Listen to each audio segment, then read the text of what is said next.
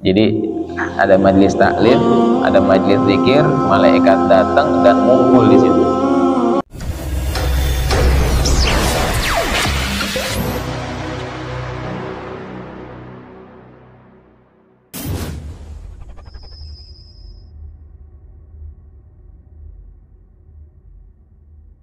Bismillahirrahmanirrahim. Alhamdulillahirabbil alamin.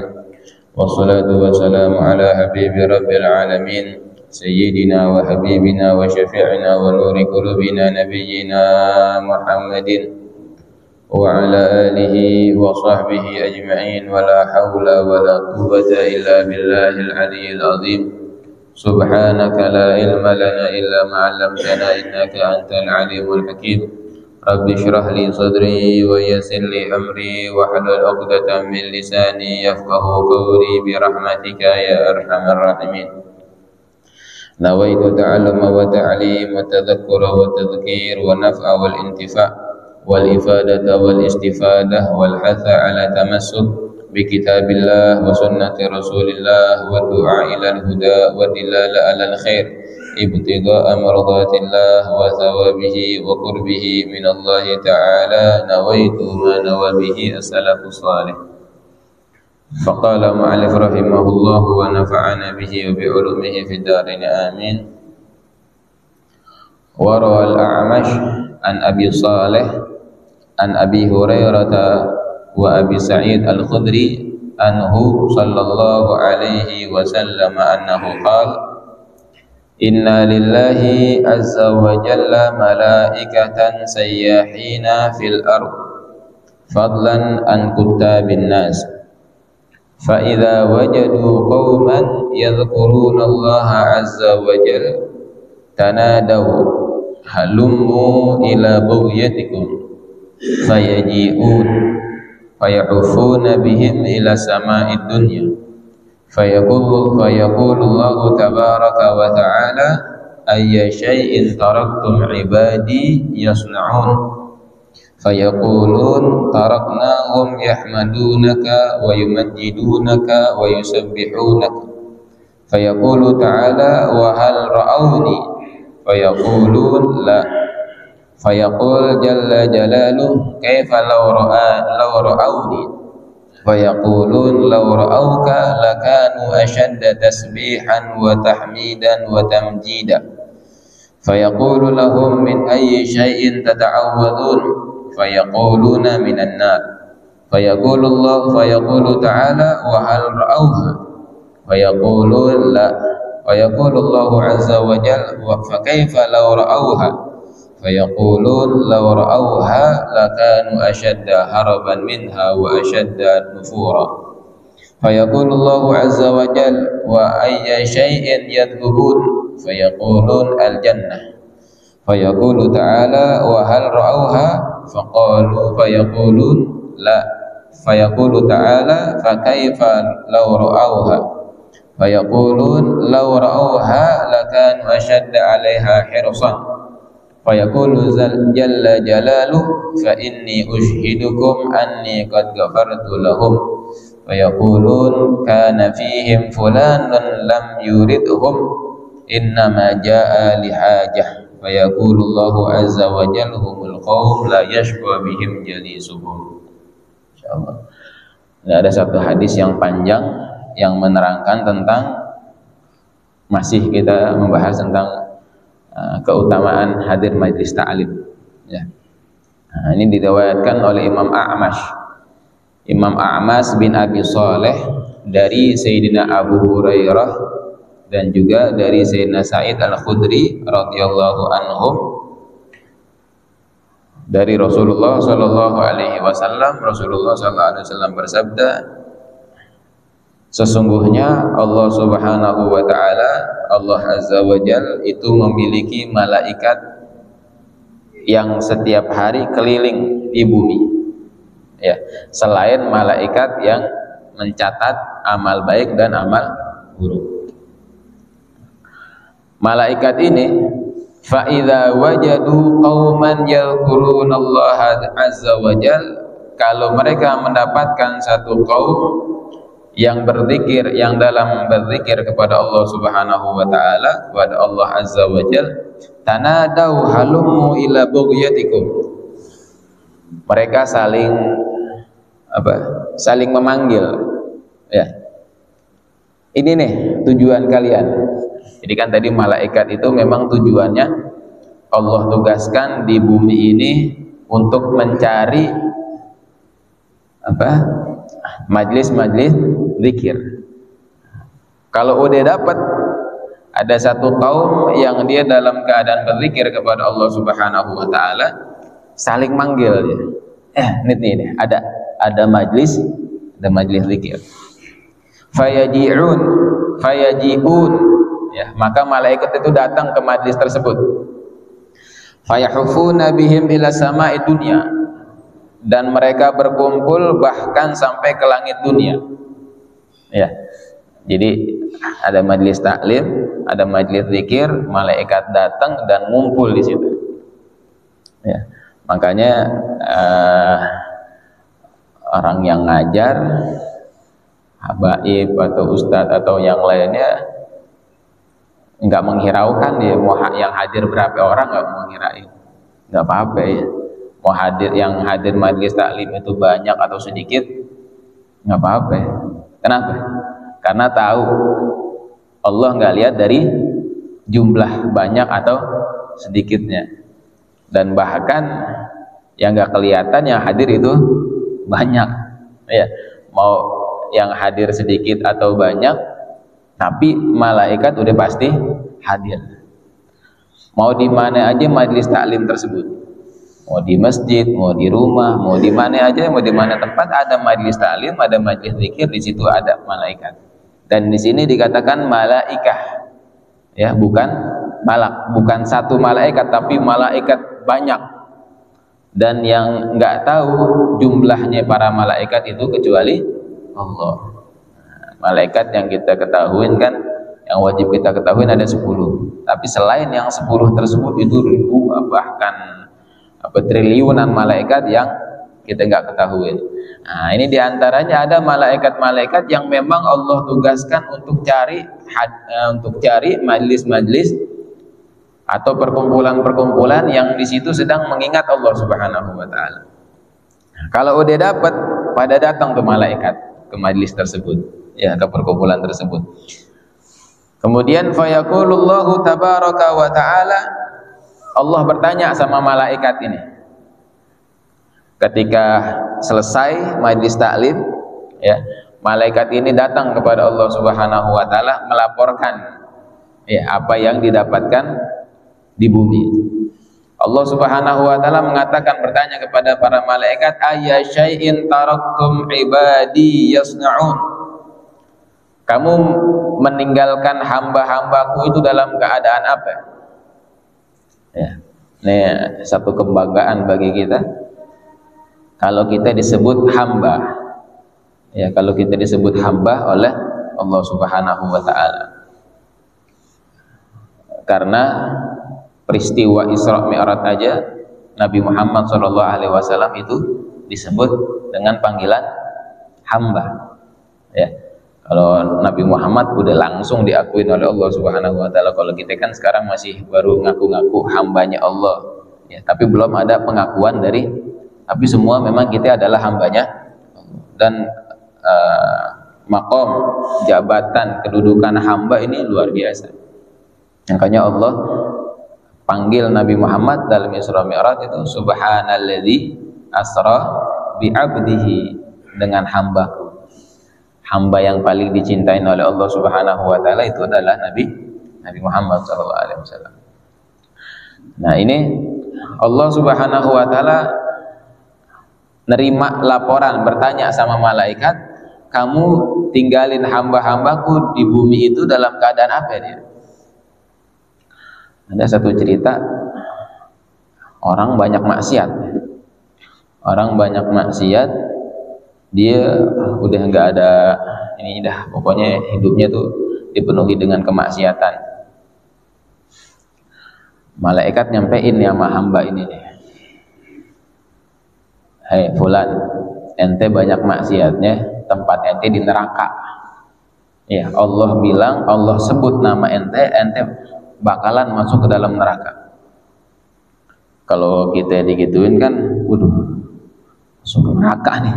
Bukan jaminan masuk surga, malahan jaminan masuk neraka. Tapi subhanallah, ini hamba yang banyak maksiat tadi, justru dia malahan nangis, tapi nangisnya bukan nangis sedih, nangis senang dia. Nangis senang kenapa? Dia nangis tapi ungkapan dari saking senangnya gitu. Alhamdulillah ya Allah, makasih ya Allah. Malaikatnya bingung. Ya. Ini hamba dikabarin masuk neraka tapi dia senang sampai nangis, bilang terima kasih sama Allah. Malaikat nanya sama nih hamba, ente kok dikabarin masuk neraka malah senang? Ya alhamdulillah. Kenapa senang? Ane bukan senang dikabarin masuk neraka, senang karena nama ane masih disebut sama Allah Subhanahu wa ta'ala, walaupun kabarnya masuk neraka. Nama saya disebut, tadi kan kamu bilang malaikat, saya ini disebut oleh Allah, nama saya bakalan masuk ke dalam neraka. Nama saya disebut sama Allah aja itu udah nikmat luar biasa kan. Ane nggak peduli mau dimasukin ke dalam neraka atau ke dalam surga, yang penting saya diingat sama Allah. Orang kaya saya nih yang banyak maksiatnya diingat sama Allah, disebut nama saya sama Allah, itu udah nikmat yang luar biasa. Insya Allah ya. Ini seorang hamba yang ngerasa dirinya memang nggak pantas disebut sama Allah karena banyak maksiatnya, tapi masih diingat sama Allah.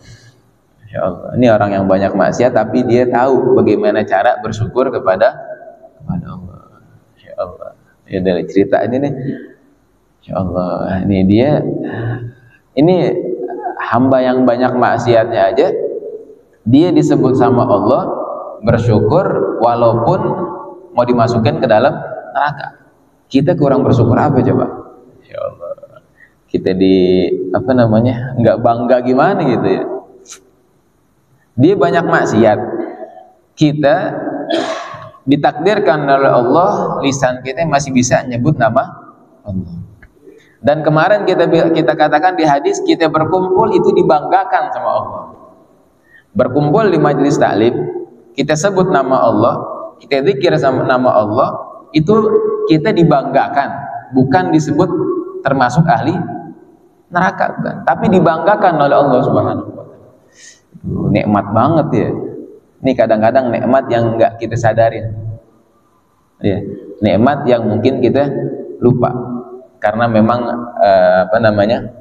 ya kita ini udah mungkin terlalu silok dengan keduniaan, atau mungkin kita memang nggak paham sehingga nikmat-nikmat yang luar biasa ini kadang kita lupa. Ini hamba tadi tuh karena dia bersyukur kepada Allah Subhanahu wa ta'ala, malaikat lapor, ya Allah, nih hamba dia dikabarin masuk neraka tapi malah dia senang. Kenapa dia senang? Karena engkau sebut namanya ya Allah. Karena disebut namanya sama Allah, dia senang, dia bersyukur, kata Allah, qad ghafartu lahu, ane ampunin semua dosa-dosanya, masukin dia ke dalam surga. Ya Allah ya. Tuh nikmat syukur kepada Allah. Nggak lihat lagi tuh maksiat-maksiatnya dia, karena dia sadar bahwa dirinya dia ini banyak maksiat dan dia masih bisa bersyukur dan bangga ya, bangga karena disebut namanya oleh Allah Subhanahu wa ta'ala. Insyaallah. Ini kita perlu ingat-ingat nikmat-nikmat yang banyak kita lupain. Yang kita ingat kesusahan aja, ini nikmat luar biasa. Kita sehat, kita hadir majelis taklim, ya Allah, ini luar biasa nikmat. Kita bisa nyebut nama. Gak mungkin lisan kita ini bisa menyebut nama Allah kecuali tanpa izin dari Allah. Ya. Kalau Allah nggak izinin, ya nggak mungkin lisan kita ini bisa nyebut nama Allah. Itu nikmat, nggak bisa dibayar pakai mau berapapun yang kita keluarin. Ya, nasallallahu al-afiyah. Kalau memang kita mau tahu itu ini nikmat, ya, kita lihat orang yang lidahnya udah kaku, yang udah nggak bisa nyebut nama Allah, itu nikmat. Ya, Orang mau sehat aja kan kadang banyak keluar duit anak mau. Tapi kita dikasih sehat, dikasih bisa nyebut nama Allah, dikasih nikmat bisa hadir majlis taklim. Ini nikmat yang luar biasa.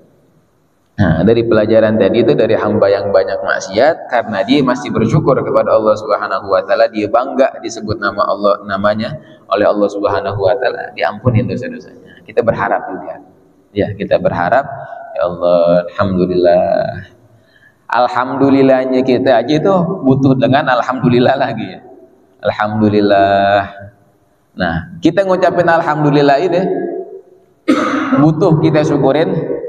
Lagi alhamdulillah, ini bisa ngucapin alhamdulillah terus aja itu. Nah, makanya syukur kita itu jangan nggak pernah akan ada habisnya ya, karena nikmat wa in ta'uddu ni'matallahi la tuhsuha. Kalau kita hitung nikmat Allah itu nggak bakalan bisa terhitung. Nah, ini yang kadang-kadang kita lupain.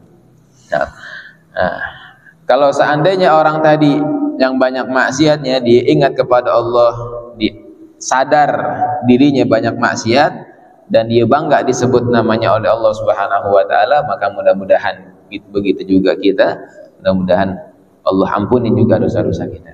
Ya, karena kita bangga alhamdulillah, kita bersyukur ya Allah, alhamdulillah Engkau masih kasih nikmat sehat, masih kasih nikmat bisa zikir, bisa mengingat kepada Allah, bisa hadir majelis taklim. Ini nikmat-nikmat yang luar biasa yang harus kita syukurin benar-benar. Nah, ini Allah Subhanahu wa taala ketika kita hadir majelis taklim bilang sama malaikat, kamu ninggalin hamba-hambaku. Lihat ya. Disebut hamba ya. Hamba-hambaku dalam keadaan apa? Fayaqulun, malaikat ini mengatakan taraknahum yahmadunaka wa yumajidunaka wa yusabbihunak. Kata para malaikat, ya Allah kami tinggalkan mereka dalam keadaan memuji Engkau, dalam keadaan mengagungkan Engkau, dalam keadaan mensucikan Engkau.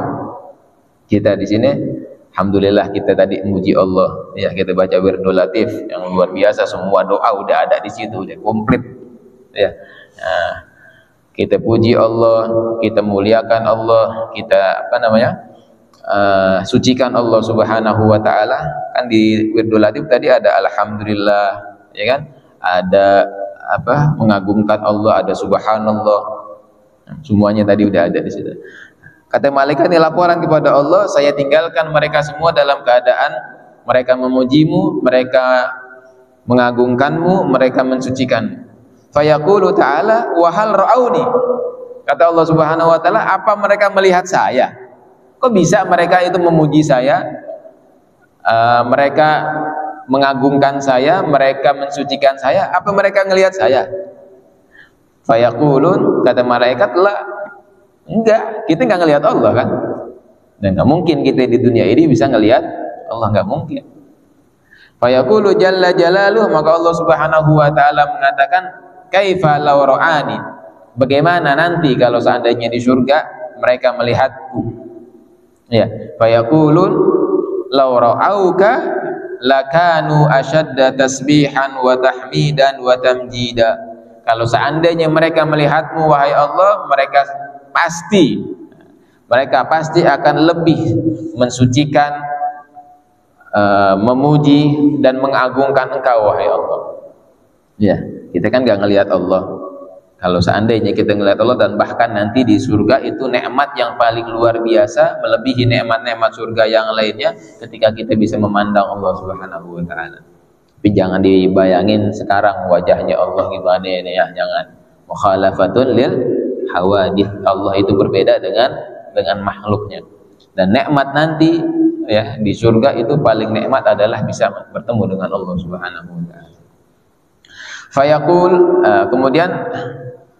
fayaqulu lahum, kemudian Allah mengatakan lagi kepada malaikat, min ayyi syai'in yata'awwadun, mereka tuh mengingat aku, berzikir kepadaku, mereka berlindung dari apa?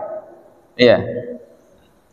Kita ngumpul di sini, kita memuji Allah dan kita juga minta perlindungan dari fayaquluna minan nar. Mereka mengatakan para malaikat, mereka berlindung dari api neraka. Kita nggak mau masuk neraka.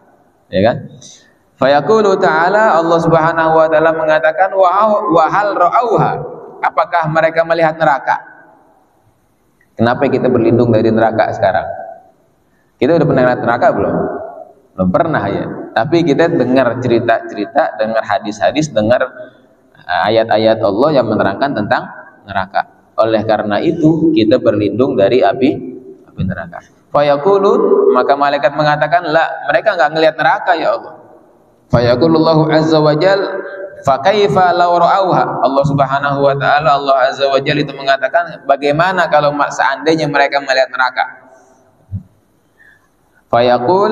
Fayaqulun law ra'auha lakana ashadda haraban minha wa ashadda nufura.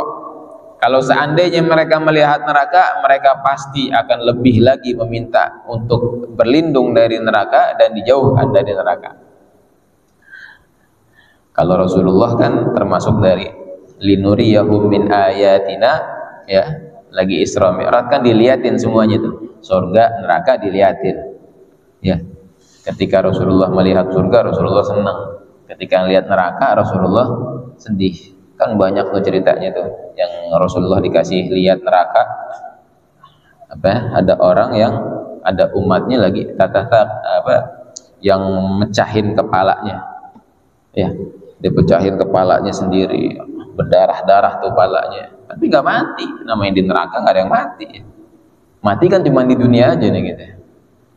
Dia meninggal cuma di dunia, tapi mau di sorga mau di neraka nggak ada mati. Ada satu umat, kata Rasulullah, pas lagi Isra Mi'raj, Rasulullah tuh melihat satu umat, dia ada batu, dia timpain ke kepalanya, berdarah terus aja begitu. Dia ngerasa kesakitan tapi nggak mati-mati. Banyak lah sesuatu yang dilihat oleh Rasulullah SAW. Di antaranya juga ada satu orang yang ada daging ada daging busuk bau, ya, diceritain dalam kitabnya Abu Ya Al-Maliki, Al-Anwarul Bahiyah fi Isra wal Mi'raj Khairil Bariyah. Ada dua daging, yang satu dagingnya busuk, satu lagi daging seger, enak, ya. Malah nih orang yang ada neraka tuh dia milih daging yang busuk dimakan sama dia. Kalau yang tadi kepalanya dia pecahin sama dia sendiri, Rasulullah bilang sama malaikat Jibril, nanya, ya Jibril, itu siapa itu yang mecahin kepalanya dia sendiri? Ya Rasulullah, itu dari umatmu. Itu gambaran dari umatmu yang tatataqaluna ru'usahum lis-shalah. Mereka itu berat palanya buat sujud menghadap Allah Subhanahu wa taala ketika di dunianya. Ya, nasallallahu alafiyah. Orang yang berat ngeletakin palanya buat sujud kepada Allah, yang berat buat sholat, nanti siksaannya nasallallahu alafiyah begitu. Ya. Jadi yang enggak sholat, ntar dia nasallallahu alafiyah dipecahin kepalanya sendiri dengan batu sama dia sendiri. Nah, satu lagi tuh yang tadi ada dua daging, yang satu busuk bau luar biasa, yang satu lagi seger nih daging, enak buat dimakan.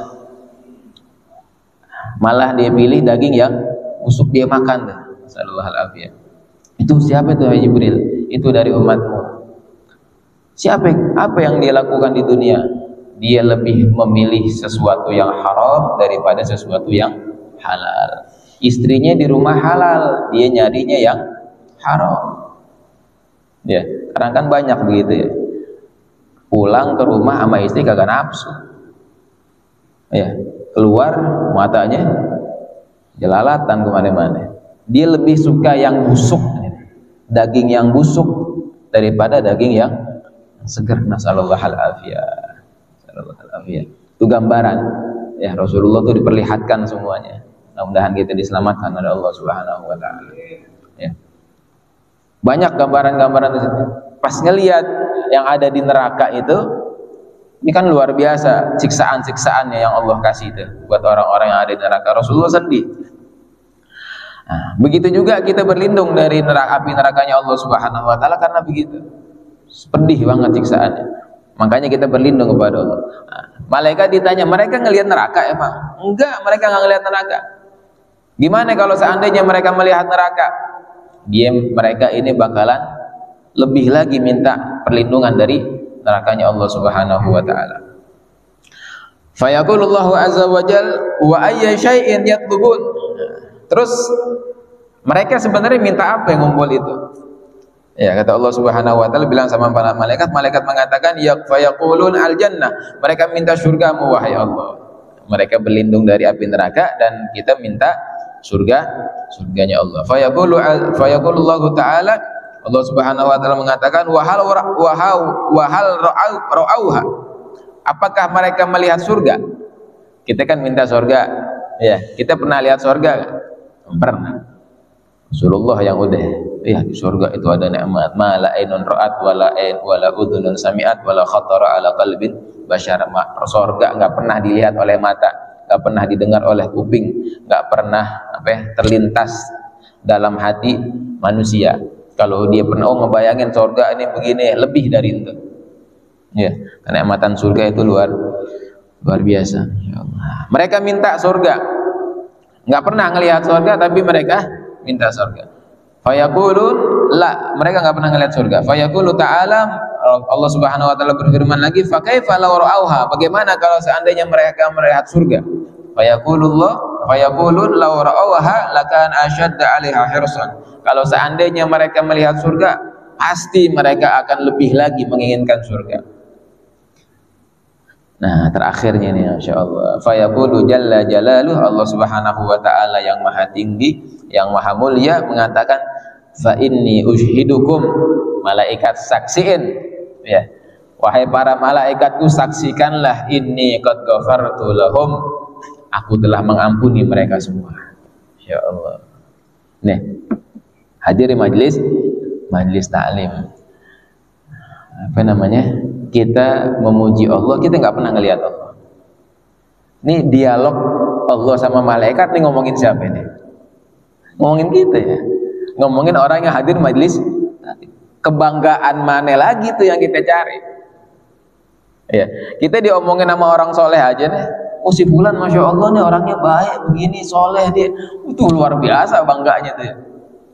Kita dengar deh, ente tadi habis digomongin sama Ustadz Fulan, sama Habib Fulan, sama Kiai Fulan, katanya ente Masya Allah, ya Allah, Alhamdulillah. Kalau perlu mungkin kita nangis terharu, ya, senang karena dikenal sama orang soleh. Ya Allah, mudah-mudahan ntar yang bisa sama beliau. Ini yang ngomongin kita, yang banggain kita, bukan siapa-siapa lagi, Allah sama para malaikat. Masya Allah. Kalau kita renungin nih hadis nih, ya Allah, kita lagi di sini diomongin baik sama Allah, dibanggain. Dan malaikat nanti kan kalau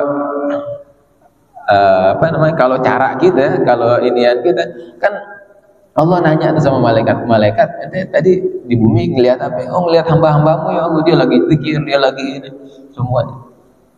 Dia minta kepadamu, dia memujimu, dia. Itu kan laporan-laporan bagus kan? Laporan yang bagus yang disampaikan oleh para malaikat kepada Allah Subhanahu wa taala. Terus emang dia minta apa sih? Emang dia berlindung dari aku, berlindung dari apa sih? Ini kan laporan-laporan bagus ya. Nah, karena dapat laporan bagus tersebut, Allah mengatakan, udah ente saksiin ya malaikat, ane ampunin semua dosa-dosa orang yang hadir majlis taklim. Insyaallah. Tapi subhanallah, nggak sampai di situ. Fayaqulun, ada lagi malaikat ini bilang lagi, kana fihim fulan lam yuridhum. Ya Allah, ada tapi satu nih.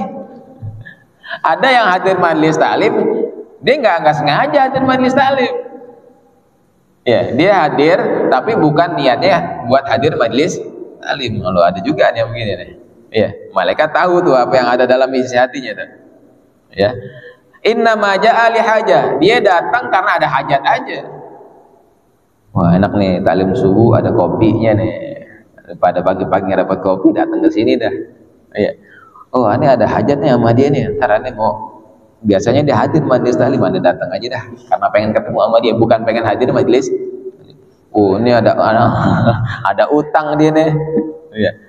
Ntar ini hadir habis majlis taklim, ntar ini tagih dia. Macem-macem dah tuh.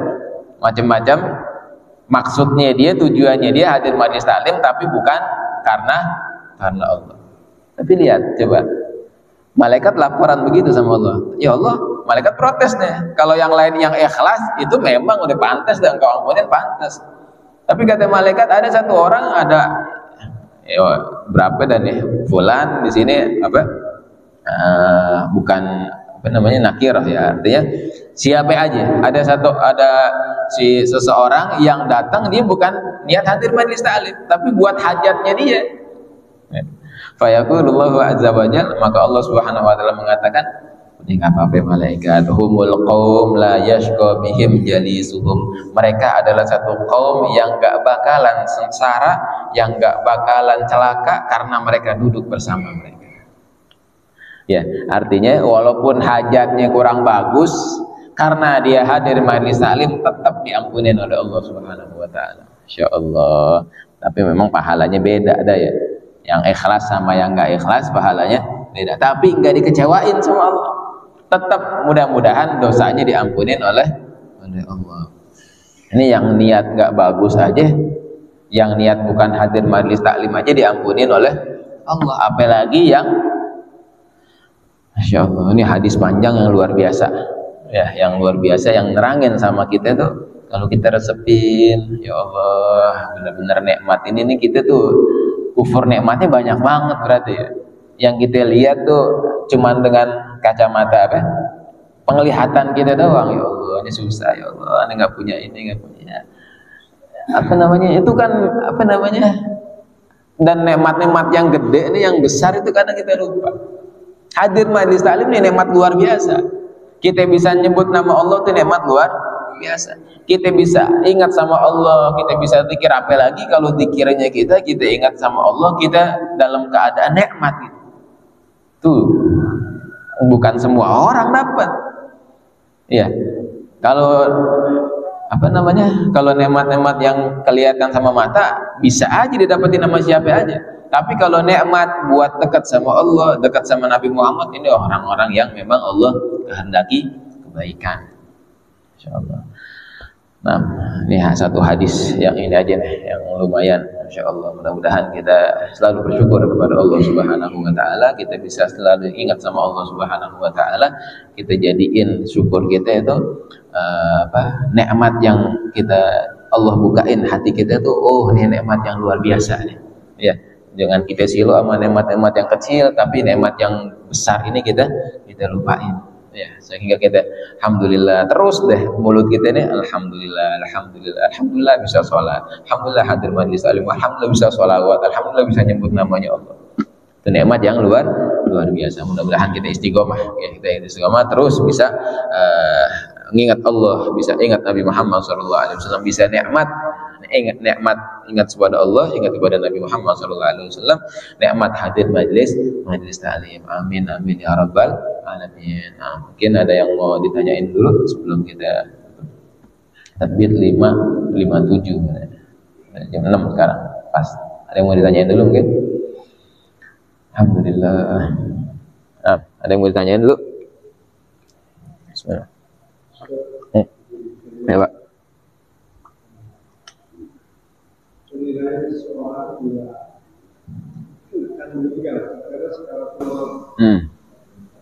Apakah perbedaan malaikat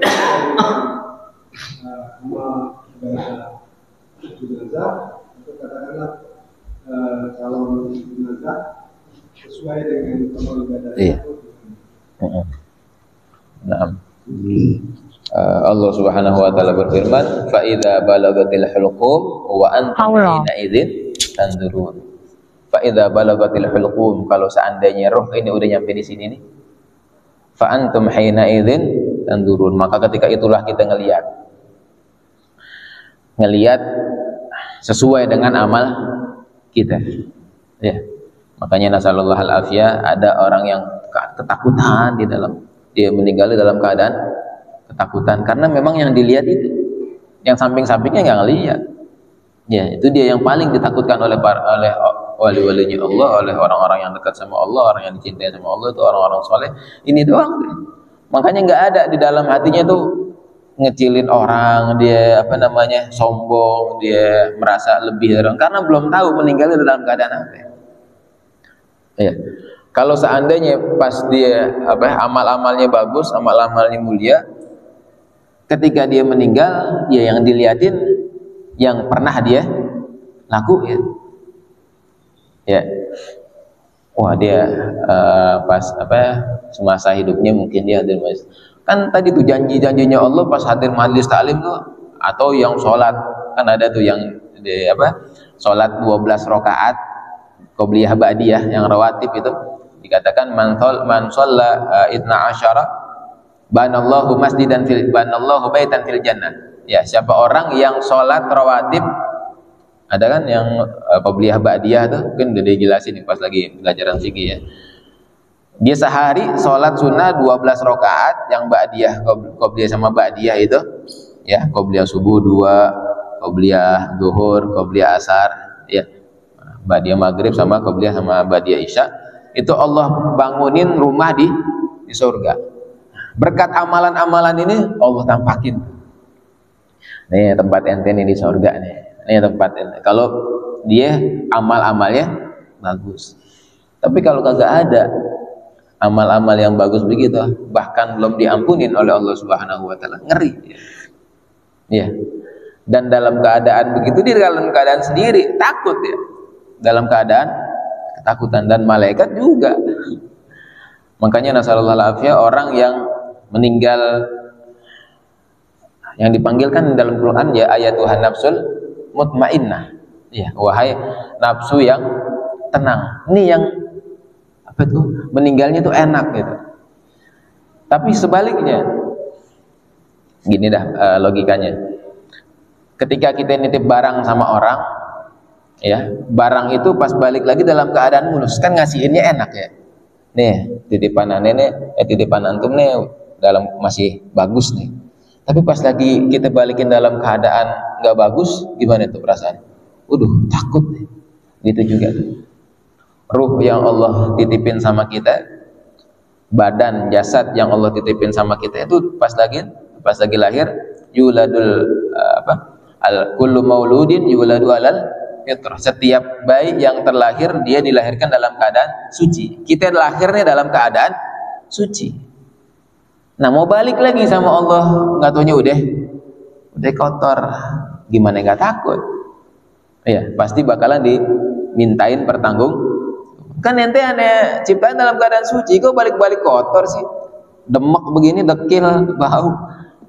Nah, itu dia. Kalau yang belum diampunin oleh Allah Subhanahu wa taala. Artinya iya, orang itu meninggal ya mutul mar'u ala ma asya ali. Seseorang akan meninggal dalam keadaan sesuai dengan kebiasaan dia gitu. Ya, makanya kita minta deh, kita minta selalu sama Allah. Makanya nggak ada, kalau kita tahu begitu, kita nggak repot sama orang dah. Ya Allah, diri aneh aja sibuk nih, aneh meninggal dalam keadaan apa ntar nih? Ya, mau gimana aneh mau repot sama orang? Ya, udah nggak usah, kita doain orang aja yang nggak baik, kita doain, yang baik kita tiru, kita contoh. Ya, jadi benar ketika orang mau meninggal tuh Allah bakalan tampakin amal-amalnya dia. Ya, ada yang bagus. Bahkan diceritakan pas lagi jenazah itu mau dibawa ke kuburan, jenazah ini ngomong kalau yang baik, cepetin aneh. Kalau yang baik deh jenazahnya, ruhnya nih, lama banget, cepetan dah, udah urusin aneh, mandiin, sholatin, kuburin aneh udah rindu sama Allah.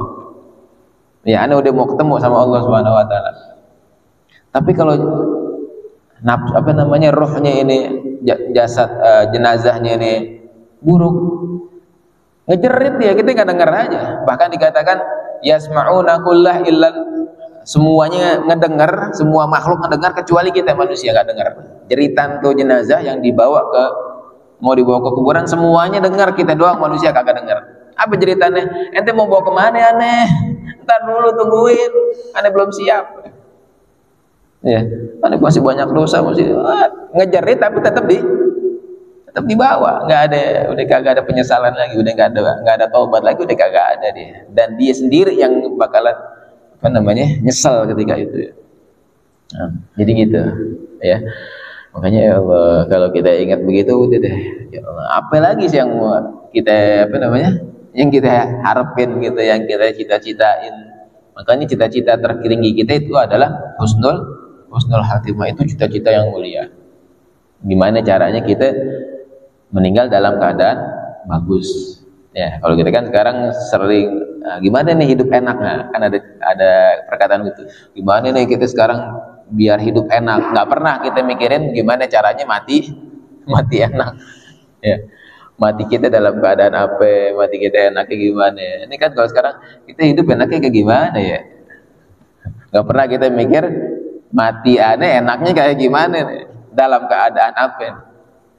Nah, dia ya. Jadi benar ya, benar dilihatin. Nah, lanjut. Nah.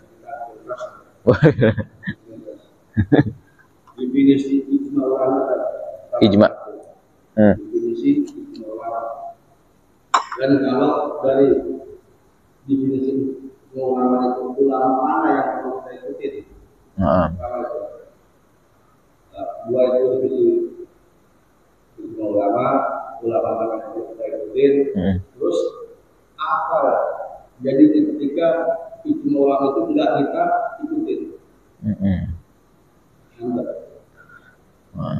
Pertanyaan berat ini ya. Bukan kelas kita nih. Pengetahuan al-fakir ya, sepengetahuan al-fakir, ijtima itu adalah perkumpulan. Ya, ijtima dari kata ijtama'ah, yajtami'u, ijtima'an. Ya, artinya itu kita berkumpul. Yajtami'una fil masjid. Nah, mereka berkumpul di masjid. Ini kata ijtima, artinya perkumpulan. Nah, disandingin sama ulama, ijtima'ul ulama, jadi perkumpulan para ulama. Ya, ada para ulama kumpul di situ. Itu arti ijtima ulama. Dalam ijtima ulama itu pasti ya, nggak mungkin ulama berkumpul kecuali ada sesuatu yang penting. Ya. Ulama-ulama nggak mungkin berkumpul kecuali ada sesuatu yang penting, yang itu bakalan ada maslahatnya, ada perbaikannya buat umat. Ya. Dan sekali lagi tadi ini mencangkup nih 3 nih berarti jawabannya nih. Pertama pengertian ijtima, kemudian apa yang kedua apa tadi? Ulama itu ulama yang mana dan gimana hukumnya? Iya, kita kalau melanggar ijtima ulama. Nah, waktu itu kita udah jelasin Imam Ghazali, beliau mengatakan ya, dan berdasarkan Al-Quran, innama yakhsyallaha min ibadihil ulama. Yang disebut ulama itu adalah ulama yang takut kepada Allah. Jadi berkumpulnya bukan gara-gara apa, bukan gara-gara dunia, bukan. Ya, kenapa sih mereka berkumpul? Kenapa para ulama berkumpul? Apa dikasih duit? Apa yang setiap yang kumpul itu bakalan dikasih mobil, bakalan dikasih rumah? Enggak, misalkan. Enggak, mereka enggak berkumpul dengan itu. Nah, ini berarti ulama yang yakhsyallah. Ya, maksudnya yakhsyallah tuh mereka berkumpul memang bukan karena sesuatu selain Allah. Yang mereka berkumpul karena memang karena oh, berarti ulama yang lain yang nggak kumpul itu la yakhsyallah, berarti ya nggak takut sama Allah. Nggak bisa begitu juga. Kita nggak bisa menghukumi yang lainnya begitu juga. Ya. Nah, kalau tadi balik lagi, kalau udah berkumpul kemudian pasti ada yang dibahas, dan dari bahasan tersebut pasti ada hasilnya. Nah, hasilnya ini wajib gak kita ikutin? Gimana kalau kita nggak ikutin? Tadi lagi ulama kadang kita beda-beda. Ini ulama yang mana nih? Kalau kita nganggap ulama yang berkumpul tersebut adalah memang yang kita yakinin, yang kita percayain beliau soleh, istiqomah, orang masya Allah, wajib kita ikutin. Ya, wajib kita ikutin. Kenapa wajib kita ikutin? Karena kita lihat diri kita kan nggak tahu apa-apa, ya kan? Sedangkan ikut sama ulama itu hukumnya wajib. Fas'alu ahla dzikri in kuntum la ta'lamun. Tanya sama orang yang tahu kalau kamu nggak tahu. Kita nggak tahu nih cara milih pemimpin kayak gimana. Ini ulama-ulama udah kumpul, oh milihnya seperti ini. Kenapa milih seperti ini? Dibahas. Ilmunya begini, fikihnya begini, syariatnya begini. Keluar dari hasil itu inilah. Itu hasil dari keilmuan beliau-beliau yang kita nggak tahu. Iya. Karena kita nggak tahu dan kita berguru sama beliau, kita yakin kesolehannya beliau, ikut aja udah. Selamat. Selamat, ya. Kecuali aneh kayaknya gak sependapat sama beliau, sama ulama-ulama nih. Hati kecil aneh ngomong begini. Tapi dasarnya apa? Iya. Kalau nggak ada dasarnya, kalau nggak ada keilmuannya, ya mendingan ikut sama yang tahu, lebih selamat. Ya, lebih selamat.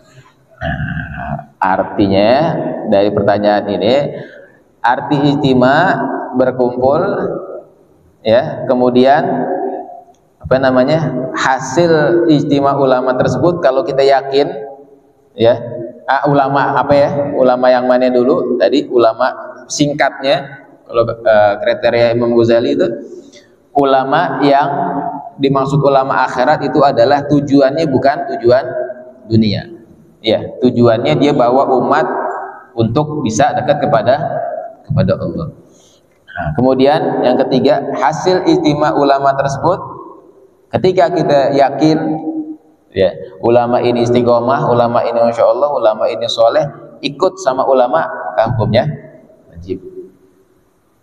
Ya, kenapa ya wajib? Karena kita nggak punya ilmunya dan Allah memerintahkan kita ikut. Kita kalau nggak tahu tanya sama orang yang tahu.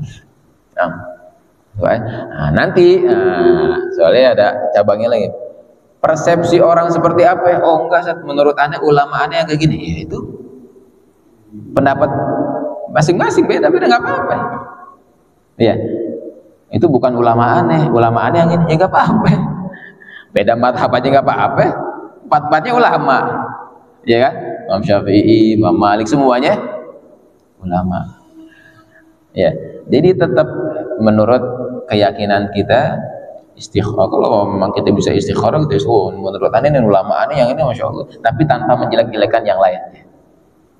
Ya, tanpa menjelek-jelekan yang lainnya. Kita ikutin yang kita yakinin, yang kita tahu ulama itu istiqomah, dan kita ikut sama beliau. Nah, itu kali Pak. Jadi bagi kita nih, yang apa namanya, yang paham, yang tahu ulama itu masya Allah, ulama itu nggak ada maksud lain kecuali mau biar kita lebih bagus lagi, lebih baik lagi, kita ikutin. Ya, nah, bagi yang nggak sependapat, bagi yang nggak, oh itu bukan ulama aneh, apa-apa, itu terserah pendapatnya dia sendiri masing-masing, itu apa namanya, urusan masing-masing. Dan ini masalah furu, ya, bukan masalah tauhid, bukan masalah keimanan kita, bukan gara-gara beda pilihan, oh ini kafir nih, atau munafik, enggak ya. Nah, apa namanya, kita saling menghormati, tapi ada tapinya lagi nih. Nanti semuanya akan dipertanggungjawabkan di hadapan Allah. Ulamanya juga nih bakalan dipertanggungjawabkan, bukan ulamanya nggak ditanggung jawab. Iya, kan semuanya kan kullukum ra'in wa kullukum mas'ulun an ra'iyatihi. Semua kita itu adalah pemimpin dan bakalan nanti ditanya sama Allah. Ulama nih berkumpul, ente ngumpul nih gara-gara apa? Niat ente apa? Kenapa ente ngarahin umat ente, ya, pengikut ente untuk ikut sama ente? Biar begini. Iya ya Allah, karena ini ada ulama tuh tadi yang bergabung. Satu lagi, ente kenapa ya disuruh ngajak yang begini? Iya ya Allah, aneh kan kasih duit, aneh kan kasih ini. Nah, tanggung jawab sama bareng-bareng. Dua-duanya juga ada tanggung jawabnya. Makanya tadi lagi tergantung keyakinan kita, dan tapi semuanya nanti akan dipertanggungjawabkan di hadapan Allah. Kita yakin ada ulama yang istiqomah, kita ikutin yang istiqomah yang soleh. Bukan, sekali lagi, bukan gara-gara maksud keduniaan. Nah, Itu kali Pak. Singkatnya yang setahu Al-Fakir seperti itu ya. Tapi jangan sampai ada tadi itu pilihan beda nggak apa-apa ya. Jangan sampai kita pecah belah, tetap kita jalin ukhuwah, sama-sama kita bersatu buat dekat sama Allah, dekat sama Nabi Muhammad Shallallahu Alaihi Wasallam. Kalau ada yang salah-salah koreksi dari ini setahu Al-Fakir gitu. Ada lagi mungkin? Oh banyak, langsung sekali 3. Ayo, Bang Jabrik, ada? Iya. Hukum menerima uang dari tapi kita harus caleg bisa uang menerima. Oh, ini banyak juga udah dibahas nih, kita tinggal ngikutin aja nih ya. Ada 2 pendapat ya. Nah, ada 2 pendapat, ada ulama yang nggak boleh. Ini dua-duanya benar ya. Nggak boleh kita nerima itu karena itu termasuk riswah, karena termasuk sogok. Mendingan kita nggak usah ambil dua-duanya. Jangan pilih, jangan ambil duitnya, jangan pilih orangnya. Itu yang tegas.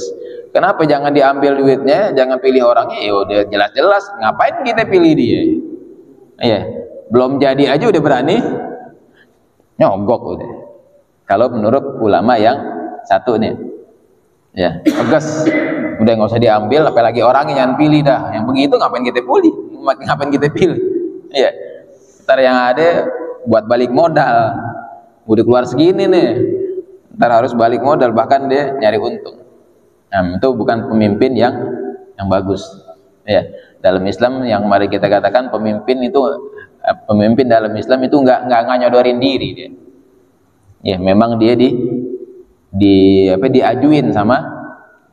Nggak ada. Kalau dia tahu bagaimana itu tanggung jawab pemimpin, dia nggak mau. Nah, itu ulama yang pertama. Ada pendapat yang nggak usah diambil dua-duanya, jangan ambil duitnya, jangan pilih orangnya. Ada lagi, udah ambil aja duitnya, hadiah dengan dalil hadiah. Ini ente, ente kasih duit ente, tapi pilihan ya, hadiahnya sah, syaratnya nggak sah. Iya. Gimana syaratnya nggak sah? Kayak nikah. Ente boleh nikah sama anak aneh, tapi ente nggak boleh gaulin dia selama sebulan misalkan. Ya hina aja, iya pak, ini nikah. Habis nikahnya udah sah, ya kan? Syaratnya ini nggak sah. Habis dia nikah ntar malam langsung digaulin, nggak apa-apa. Iya, syaratnya nggak sah. Ini hadiah buat ente ya. Ya, tapi ente pilihannya bila aja. Iya, hadiahnya sah. Syaratnya bodoh, ngapain gue pilih lu. Iya. Ini syaratnya nggak sah. Duitnya gimana? Kalau hadiah tetap halal. Kalau hadiah. Tapi kalau yang tadi yang satu lagi dia warok banget. Iya. Deh, ngapain sih duit begini? Buat nyambil jalan tengahnya, buat kehati-hatiannya, jangan sampai masuk ke perut kita dah. Ya, duit itu tuh jangan masuk ke perut, buat jaga. Ya, biar yang masuk ke perut kita itu yang jelas-jelas aja. Ini mungkin ya subhat dah. Ya, tapi hadiahnya sah, ya kan? Halal. Anda dikasih hadiah, boleh nggak? Jangankan ini Rasulullah boleh kasih hadiah. Nah, boleh dah langsung dah. Gitu ya. Jadi ada 2 pendapat. Dua-duanya benar. Terserah kita mau enggak, setannya nggak mau ngambil dia ngapain. Bagus, cakep banget. Tapi setannya lagi butuh, banyak utang aneh. Lumayan dah kalau gope aja buat nyicil utang nggak apa-apa. Nggak apa-apa, ambil aja bayarin utang. Iya. Buat karena kebutuhan tadi, dua-duanya boleh, ya. Tapi kan kita nggak milih dia jadinya. Apa namanya? Tadi? Nggak berkhianat, nggak bohong. Tadi syaratnya Sama kayak tadi kita nikah. Iya, nggak sah, orang udah nikah udah sah, mau gimana lagi udah. Iya. Jadi boleh ya, antara dua ini boleh kita pilih. Nah, biar makanya begitu dah tuh, apa namanya, sekarang ini rugi dia. Masyarakat udah pinter-pinter deh nih. Iya. Nah, ini apa titipan juga nih, artinya pengingat buat kita. Jangan kita milih gara-gara dunia. Ya, tanya dalam hati kita, ya Allah, ini bagus nih menurut aneh, ya Allah, ini bakalan dipertanggungjawaban sama Allah. Ya. Bahkan kita milihnya itu tuh, ya, itu kita nentuin kan buat ntar nih. Allah. Pilihnya menurut hati kita. Ya Allah, ini bagus menurut aneh, ini bagus nih, udah pilih. Jangan gara-gara dikasih, jangan digara. Beda ada tuh ntar tuh. Ya. Mau orang ngasih apa, tetap aja pilihan kita menurut yang baik buat kita, menurut yang baik buat agama. Ya. Nggak usah terpengaruh orang mau ngapain itu, mau dikasih, mau diancam, mau diapa, tetap aneh milih yang menurut Allah baik, yang menurut yang di situ ada ridhonya Allah, yang di situ ada kemaslahatan buat umat, yang ada kemaslahatan buat masyarakat. Udah. Aneh mau pemimpin yang bagus, aneh mau pemimpin yang soleh, aneh mau pemimpin yang ngajak aneh takwa sama Allah. Deh. Iya, mau ngasih apa terserah dah. Iya. Nah. Mudah-mudahan kita dapat ya, kita dapat pemimpin yang adil. Nah, ada.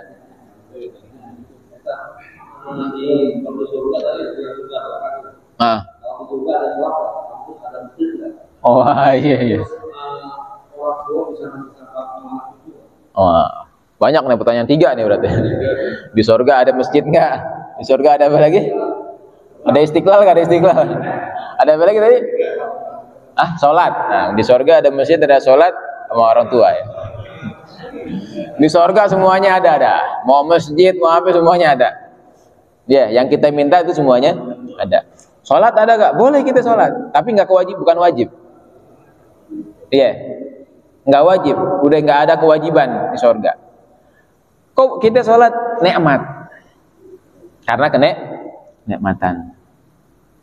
Kok di surga masih sholat? Nikmat, karena kalau lagi sholat tuh ada nikmat. Jadi bukan kewajiban.